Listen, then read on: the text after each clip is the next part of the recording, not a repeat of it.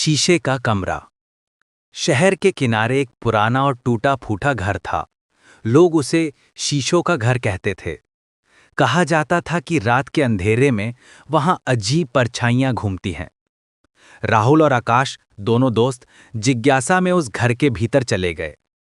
जैसे ही वे अंदर पहुंचे, पीछे का दरवाजा अपने आप जोर से बंद हो गया। घर के भीतर हर जगह धूल, जाले और टूटी हुई खिड़कियां थीं। लकड़ी की फर्श पर उनके कदमों की कर्कश आवाज गूंज रही थी। दोनों घबराए हुए लेकिन आगे बढ़ते रहे। अचानक उन्हें कमरे के बीच में एक विशाल पुराना आईना दिखाई दिया। वो आईना टूटा हुआ था, लेकिन उसमें उनकी परछाई साफ नजर आ रही थी। चौंकाने वाली बात यह थी कि आईने में उनकी परछाई हंस रही थी, जबकि असली राहुल और आकाश डरे हुए खड़े थे। धीरे धीरे आईना कँपने लगा।